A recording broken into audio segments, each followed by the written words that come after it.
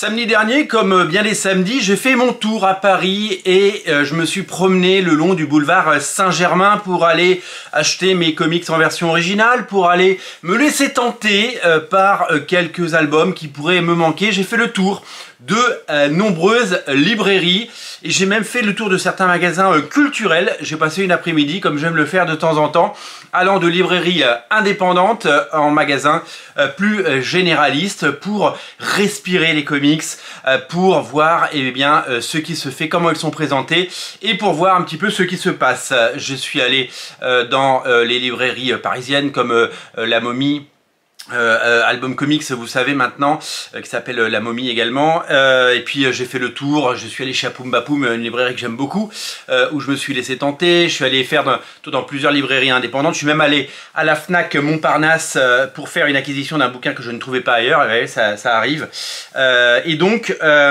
partout où je suis allé, j'ai vu ce bouquin, et donc ce qui veut dire que 1, il est sorti. 2, eh bien, il est bien mis en avant, puisque par exemple, chez Apoum Bapoum, il est sur les tables de mise en avant. Il est un petit peu partout. Apoum Bapoum, c'est une librairie géniale. Un jour, je vous montrerai. C'est fantastique, cette boutique.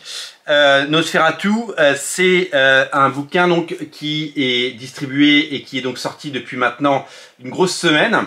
Et c'est un bouquin qui a été, vous le savez, financé sur Ulule, puisqu'il est proposé par les excellents éditions Comics Initiative, qui évidemment nous proposent des titres absolument géniaux, une cinquantaine de titres par an. C'est totalement, non, pas 50, trentaine de titres par an, vraiment exceptionnel. Ce titre-là, je l'attendais parce que quand j'ai vu les pages lors de la campagne Ulule, mon cerveau a explosé.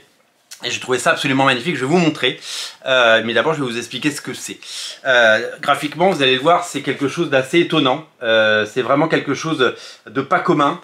C'est vraiment un récit qui m'a marqué et qui m'a attiré par ses qualités graphiques. C'est signé par Marco Fontanelli et c'est écrit et dessiné par cet auteur. C'est proposé dans un format à l'italienne. La couverture, elle est texturée, c'est absolument magnifique. En fait, c'est pas que le dos qui est toilé, c'est tout le bouquin qui est toilé. La qualité d'édition, de fabrication de papier est dingue. C'est imprimé et fabriqué en France. Et c'est un savoir-faire qu'on aimerait voir chez beaucoup d'éditeurs et chez Comics Initiative. C'est une constante. C'est toujours aussi bien édité. Pourquoi ce titre m'a attiré? Parce que tout simplement, je vous l'ai dit, graphiquement, c'est une claque énorme. C'est un parcours graphique, c'est donc ça se lit à l'italienne. Il y a très peu de texte, vous allez voir, il y a quand même des textes, hein, mais ça se lit, ça se savoure. C'est presque un livre d'art, mais c'est une bande dessinée, un art séquentiel absolument incroyable. Et c'est vraiment tout ce qu'on aime, des aplats de noir et de blanc, une forme d'architecture dans chaque dessin, des formes géométriques et beaucoup de design. C'est époustouflant et envoûtant à tout point de vue. Et bien, je vous le dis, pour moi, c'est un énorme coup de cœur. Vous voyez, il y a des pages avec évidemment du texte, il y a des dessins assez différents. Et c'est vraiment particulièrement soigné et particulièrement étonnant. Je vous montre un petit peu, regardez la beauté de tout ça, c'est superbe. Alors, ça s'appelle Nosferatu. Regardez, Nosferatu.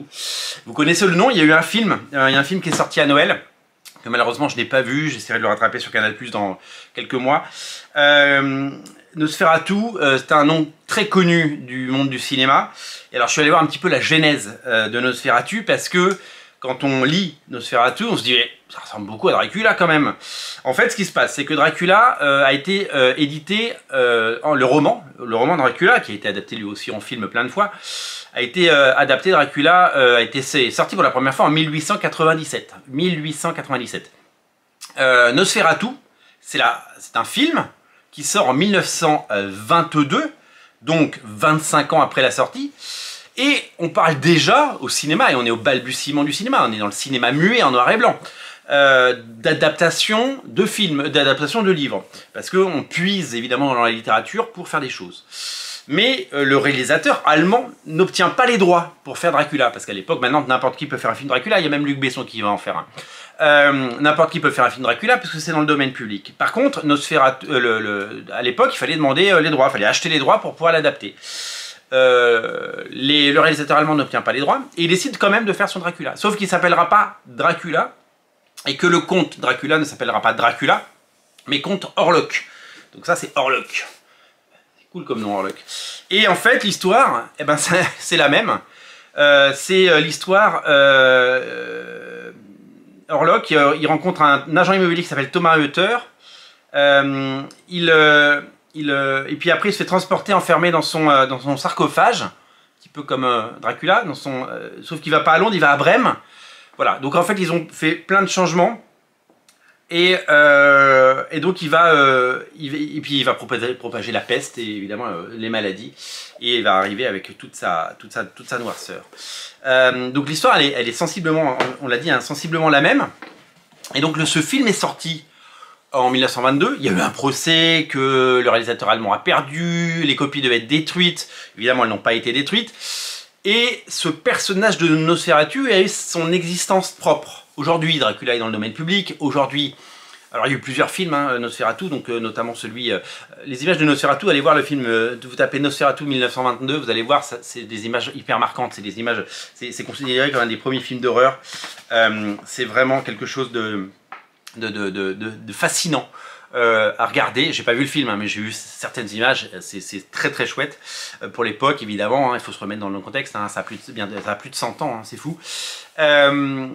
Vraiment, moi j'ai eu un coup de cœur parce que graphiquement c'est une claque, c'est fait partie de ces bouquins qu'on feuillette, qu'on lit, qu'on parcourt, l'objet est tellement beau, c'est graphiquement tellement complexe et tellement beau et tellement chouette que je vous invite vraiment à jeter un œil si vous aimez les arts graphiques, si vous aimez la bande dessinée, si vous aimez Nosferatu, parce que je pense que les fans de Dracula et de Nosferatu vont se jeter là-dessus. Ce que je voulais dire, c'est que Dracula et Nosferatu, finalement, ils ont leur vie propre. Il y a eu des films Dracula, il y a eu des films Nosferatu.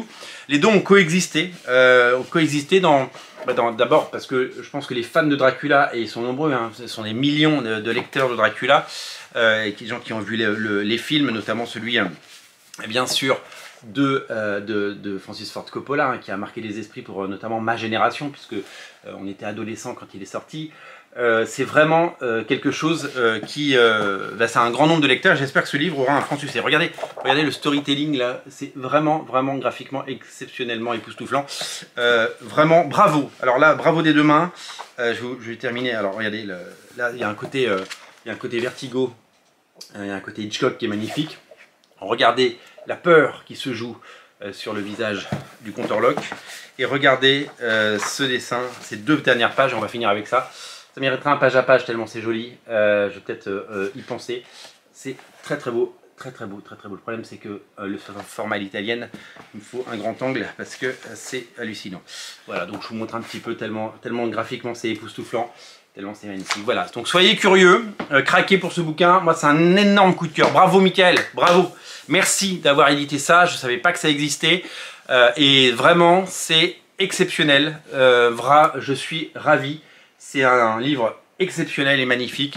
Vive les éditions Comics Initiative. Si vous le voyez en librairie ce week-end, jetez-y un œil, prenez-le, soutenez.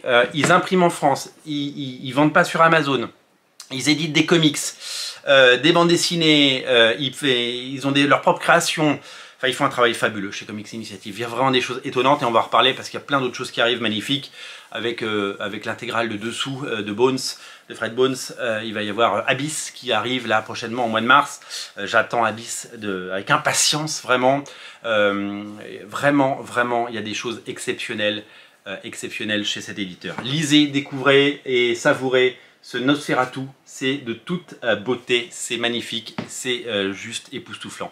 Merci d'être si nombreux à regarder Radio Comics et merci de soutenir les petits éditeurs. Je vous invite à vous abonner si ce n'est pas déjà fait pour rejoindre cette chaîne, c'est gratuit et tous les jours vous avez des infos sur les meilleurs comics du moment. Merci à tous, merci à vous, on se reparle très bientôt. Salut!